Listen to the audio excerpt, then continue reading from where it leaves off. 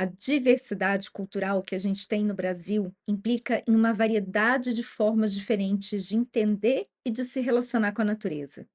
Para muitos povos, a natureza não é algo separado do ser humano, da sua cultura e muito menos da sua espiritualidade. Eu sou Érica Fernandes Pinto e dentre as propostas desse canal e dos meus estudos está buscar compreender as relações entre cultura, natureza e espiritualidade a partir das diversas tradições que conformam as nossas raízes. Eu não sou especialista nesses assuntos, já fiz algumas iniciações em algumas linhas, mas sou, antes de tudo, uma aprendiz, uma admiradora e uma estudiosa dessa diversidade. E é a partir desse lugar de fala que eu peço licença aos orixás e aos guardiões desses conhecimentos sagrados para compartilhar esse conteúdo aqui com vocês sobre as divindades celebradas nesse dia 4 de dezembro. Santa Bárbara, uma referência cristã, e Ançã, uma orixá do panteão afro-brasileiro, com as quais eu tenho uma conexão especial. Esse não é um conteúdo de cunho religioso, e sim uma partilha de informações e percepções sobre aspectos relevantes da nossa história e da história da nossa formação enquanto povo brasileiro, em grande parte desconhecida da maior parte da nossa sociedade e muitas vezes objeto de preconceito ou mistificação. Esse é um tema que, como vamos ver no final do vídeo, também se relaciona com plantas, animais e lugares sagrados e com as áreas protegidas. É um convite para conhecer e, quem sabe, se abrir para se conectar com essas forças que fazem parte da nossa cultura e que mobilizam a nossa ancestralidade. E aí, bora embarcar nessa jornada sobre as histórias, os significados e os simbolismos das senhoras dos ventos e das tempestades? Os orixás são divindades do panteão afro-brasileiro que tem origem nos reinos iorubás de África. Com a diáspora, esse movimento de migração forçada do ciclo da escravidão, não só pessoas cruzaram o oceano, com elas vieram também suas crenças, seus costumes, suas tradições. E aqui no chamado Novo Mundo, essas tradições se entrelaçaram com as tradições nativas indígenas e também dos colonizadores. Assim nasceu na Terra Brasília o candomblé, a umbanda, o ifá, o catimbó, o tambor de mina, o jaré e várias religiosidades que têm expressões regionais dessas linhagens, preservando e adaptando mitos e rituais ancestrais. Os orixás, eles são personificados em formas humanas, mas em sua essência, eles são representações de forças da natureza. Epa, rei, oiá, dona dos ventos, mensageira de Oxalá. Em meio a esse panteão está Yansan, uma divindade feminina também conhecida como Oiá, que é o seu nome original em Yorubá. Ela é uma das divindades centrais na espiritualidade afro-brasileira e sobreviveu à opressão dessas culturas no período colonial, ocultada no sincretismo católico com Santa Bárbara, mas mantendo a sua força e a sua autenticidade. Ela é representada como uma mulher muito bela, de personalidade forte, intensa, independente, destemida, com forte senso de liberdade, de lealdade e de liderança. Ao contrário das figuras santas, que são mais recatadas, as divindades afro são cheias de sensualidade e vivem a sua sexualidade de forma livre. Desbravadora, conta-se que Ansan não é muito dada aos afazeres domésticos, gosta mais de aventuras, de viagens. Ela é associada ao fogo, um elemento de transmutação primordial e que representa também o caráter intenso das paixões. E Ansan não gosta de nada mais ou menos. Mas não é um monte de paixão ao mesmo tempo, é uma de cada vez, porque ela ama com entrega. E se não for para fazer as coisas de forma íntegra, ela nem brinca. Não tolera ser desrespeitada e tem pouca paciência com visões retrógradas. Yansan também comanda os ventos, elementos dinâmicos que movimentam e que mudam destinos. É a deusa que dança no olho da tempestade, clama por transformação, por senso de propósito e simboliza a capacidade de renovação. Tem uma natureza dual, multifacetada, vai da guerreira indomável, de grande bravura, à mãe, de índole amorosa, protetora, mas que guia os filhos para o caminho da independência e sabe proteger sem prender. A mitologia urubá é muito rica e traz histórias fascinantes que revelam os simbolismos, os poderes e os ensinamentos dos orixás. Elas transcendem o tempo e também as fronteiras geográficas e culturais. E nessa mitologia, as referências a Iansã são diversas. Conta-se que, com toda a sua audácia e beleza, ela viajou por muitos reinos e conquistou muitos reis. Com grande sagacidade e destreza, ela se lançava nessas experiências não só pelo deleite dos prazeres, mas para adquirir conhecimentos. Ao longo da sua jornada, ela vai encontrando e vai se aliando a diversos orixás masculinos, aprendendo com cada um alguma habilidade especial que vai compor os seus poderes. Sob a tutela de Ogum, ela aprimorou as suas habilidades com a espada. Com Exu, ela desenvolveu o poder da alquimia, de manejar o fogo e a magia. Com Oxóssi, ela aprendeu as artes da caça e adquiriu a capacidade de se transformar em um búfalo.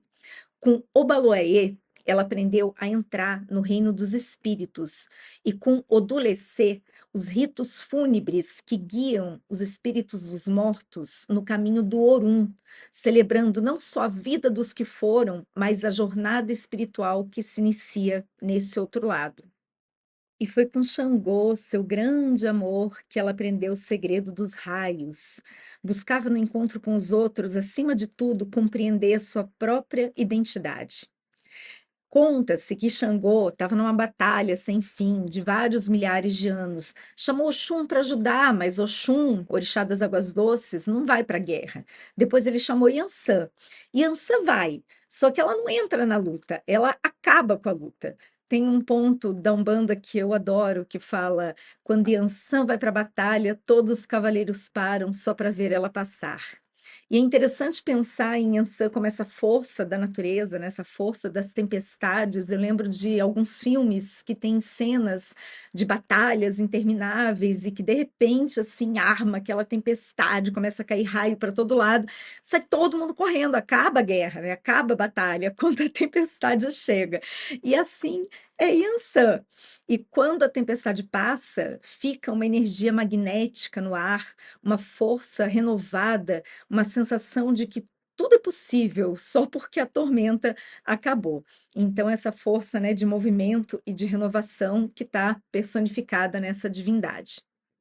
O nome Yansan teria sido dado a ela por Xangô e representa o entardecer de cores avermelhadas, rosadas, uma homenagem à sua beleza radiante.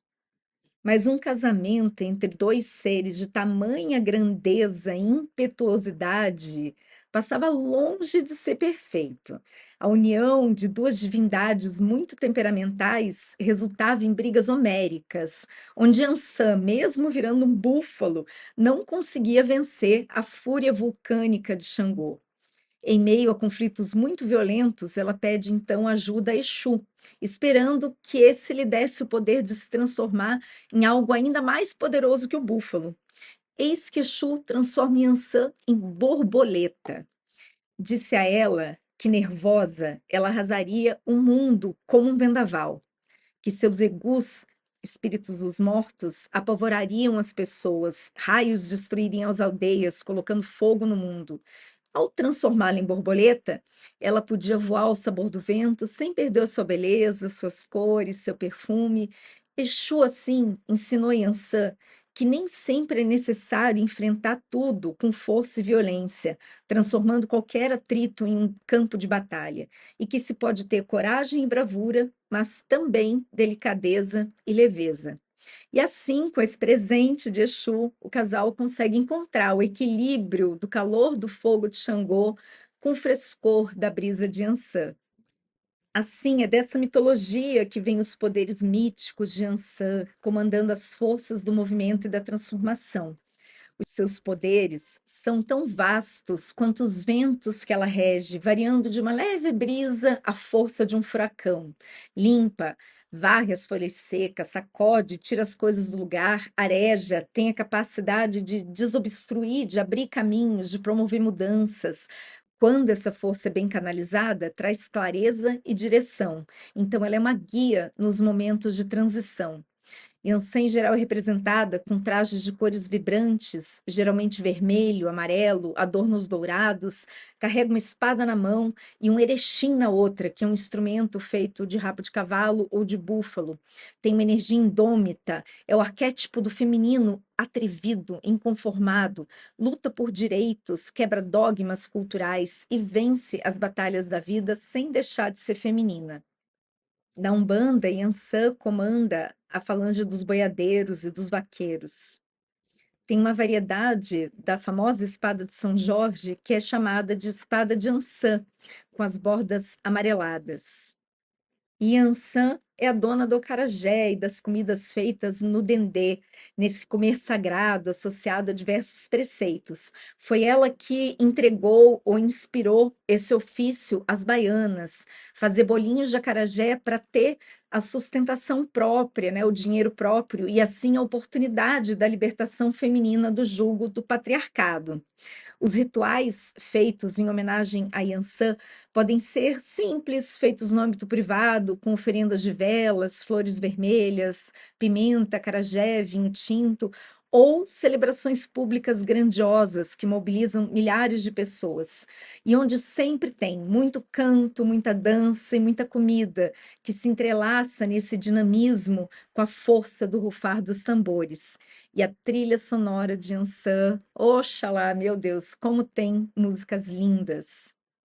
Eu nasci no Rio de Janeiro, numa noite de tempestade, onde a força de Ansan, pelo que me contaram, estava se manifestando ali com muita vontade. Teve um deslizamento de terras no morro lá que dava acesso ao local onde eu nasci.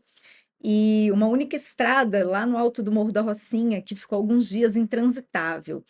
Eu não sei se é por isso, outras coisas mais, mas eu sempre nutri um fascínio por tempestades.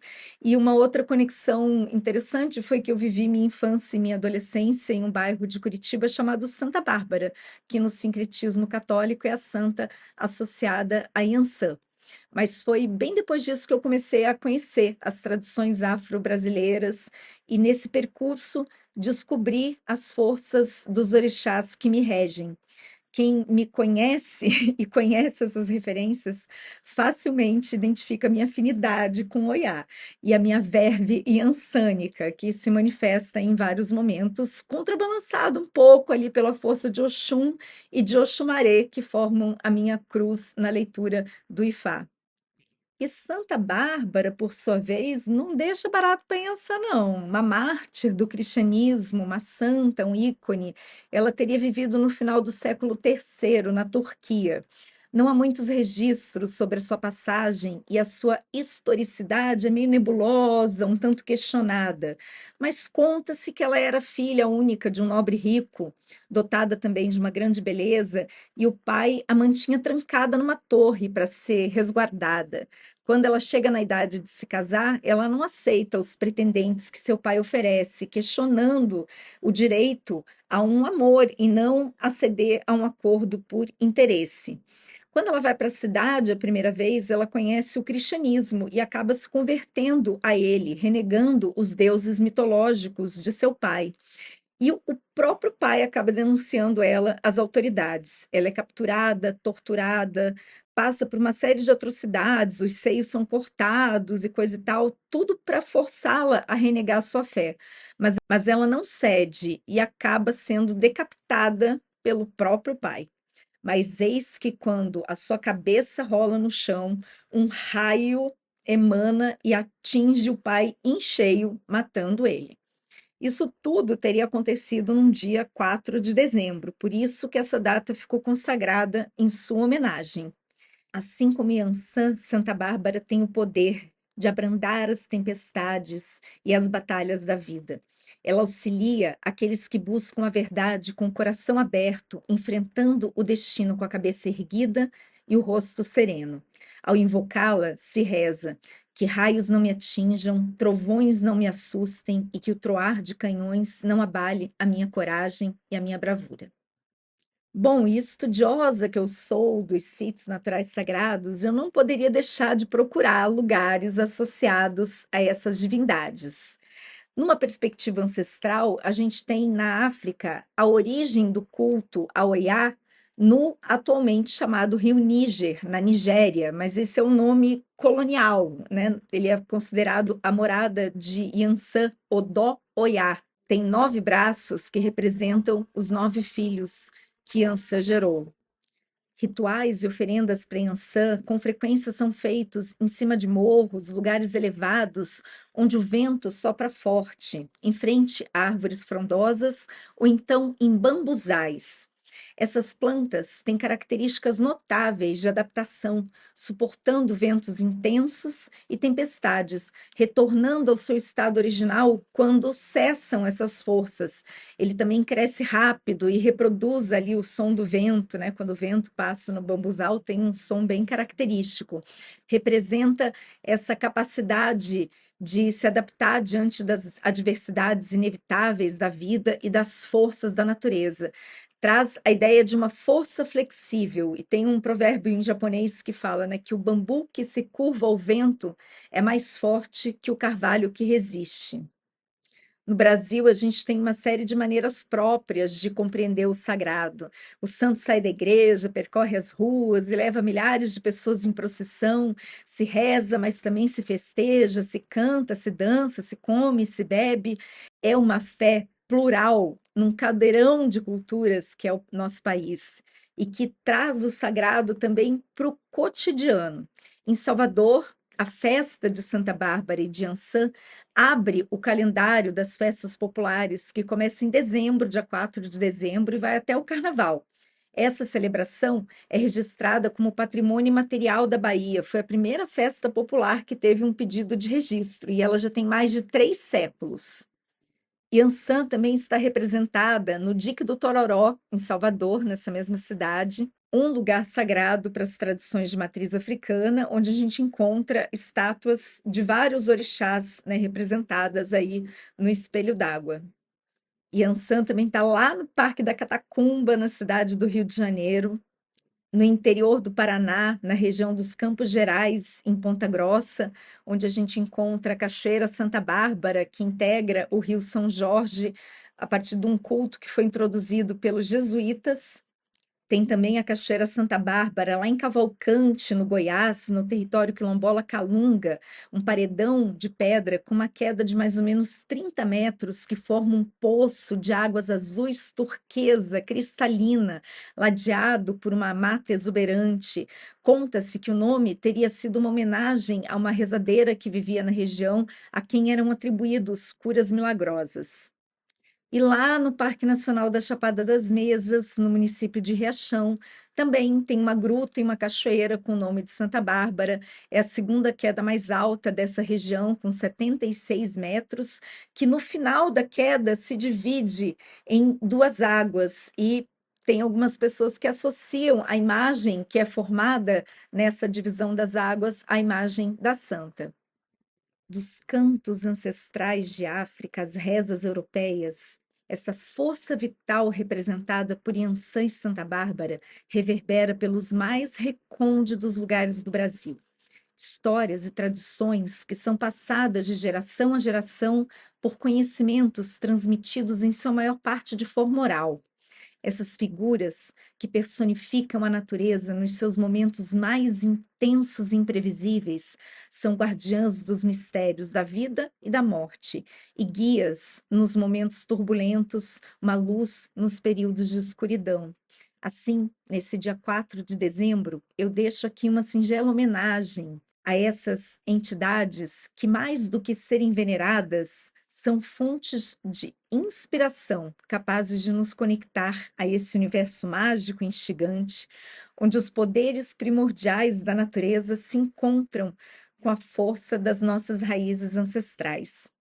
Desejo a você e a todos nós que os ventos da renovação soprem nas nossas vidas, arejando as mentes e os corações. Que o destemor dessas guerreiras nos dê coragem para lutar pelo que a gente acredita e que isso esteja alinhado a propósitos mais elevados de justiça, de cuidado com a natureza e de harmonia entre as pessoas, reconhecendo a nossa diversidade cultural e respeitando as diversas tradições. Saravá ou amém, você escolhe. Eu fico com as duas. Muito obrigada e até a próxima.